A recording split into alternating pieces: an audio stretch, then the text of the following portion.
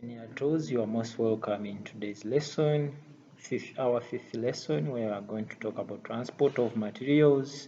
And in this case, we are going to focus on transpiration. Check the learning outcomes or expectation as stipulated on your screen.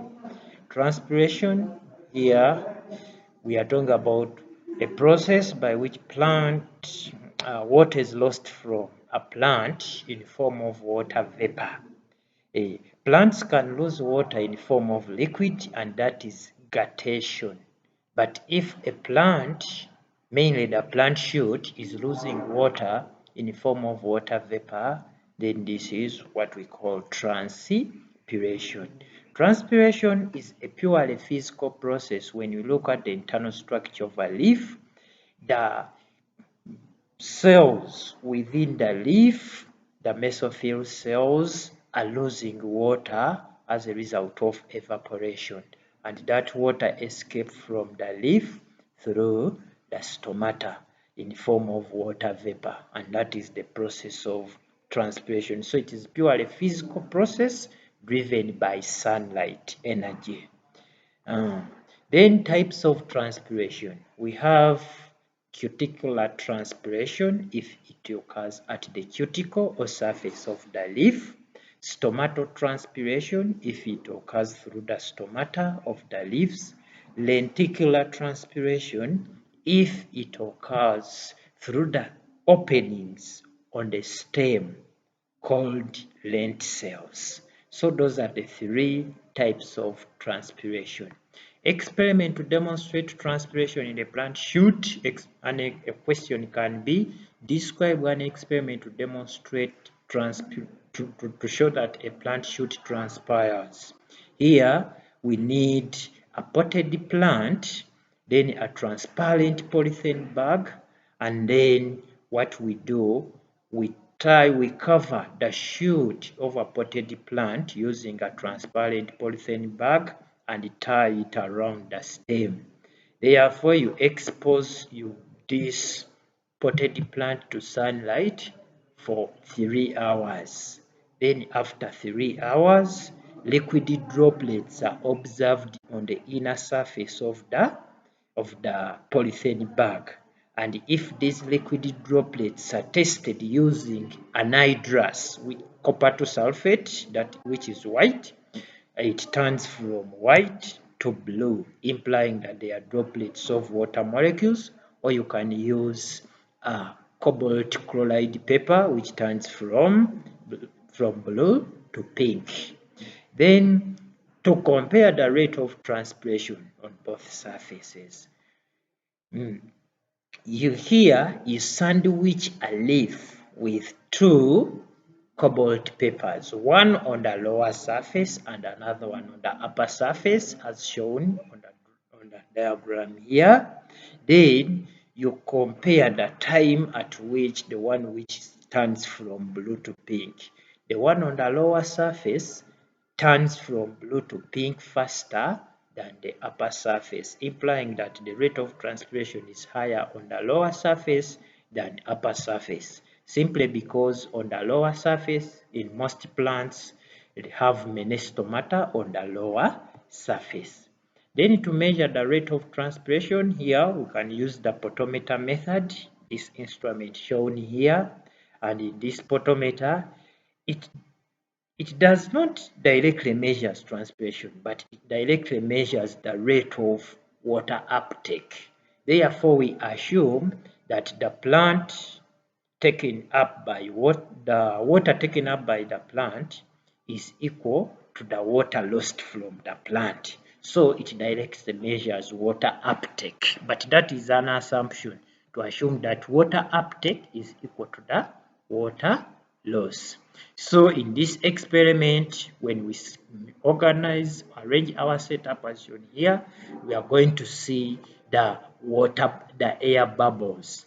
The air bubbles can move from this distance, say V1, to another distance, say V2.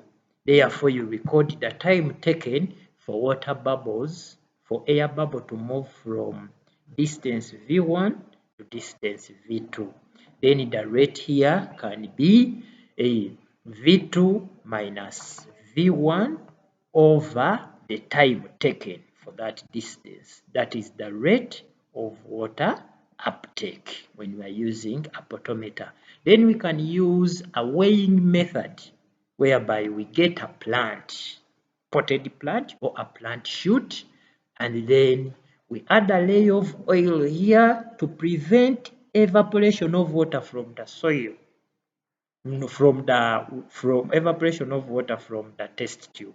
Then if we use a potted plant, the polythene bag we use to prevent evaporation of water from the soil.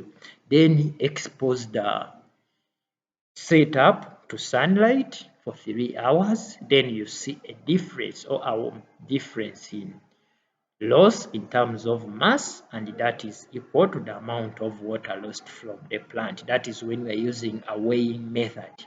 Then factors affecting the rate of transpiration. We have environmental factors and internal leaf factors.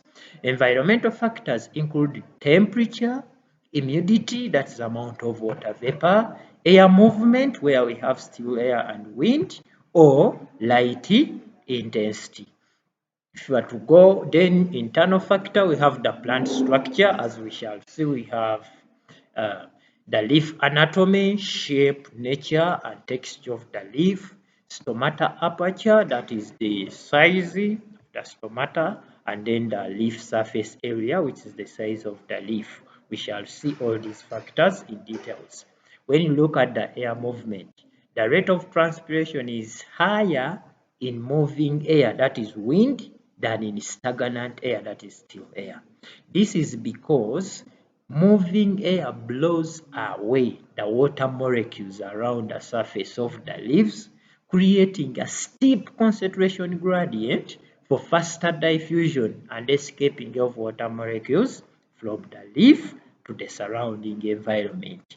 Unlike to still air where water molecules are stagnating around the leaf surface. Then we have light intensity. Light intensity affects the rate of transpiration by affecting the rate of stomata opening. Stomata opens when there is light, and in darkness they close. Therefore, the rate of transpiration is higher during the day than at night. Then advantages of transpiration. Here we have transpiration is important in the absorption of water from the soil. It causes absorption of water from the soil, facilitates movement of water up the plant, then movement of mineral salts, and then it cools down the plant as the evaporating water molecules evaporate out with a lot of heat energy. Then disadvantages: excess water loss resulting to wilting of a plant, overcooling of a plant as a result of excess heat loss, then overabsorption of minerals from the soil resulting into soil exhaustion. Then plants with those disadvantages, plants are adapted to reduce the rate of transpiration. They are adapted in the following ways. One, shedding off of their leaves, like Muafu tree sheds off its leaves during dry season to reduce the rate of transpiration. Then in number, size, and distribution of the stomata. Most plants have a fewer stomata on their leaves. Others have more stomata on the lower surface of the leaf than upper surface, and others have narrow stomata. All these are aiming at reducing the rate of transpiration. Then we have sunken stomata as an adaptation to reduce the rate of transpiration. Then a change in rhythm of stomata opening, whereby some plants open their stomata at night and close them during the day to reduce the rate of transpiration. Then small or narrow leaves to reduce the surface area over which diffusion occurs. And then hairy lamina to trap a layer of water vapor and prevent excessive water loss by transpiration. Then rolling of leaves to expose fewer stomata onto the conditions of transpiration. Otherwise, for more information, check our e-learning platform, and then please stay safe.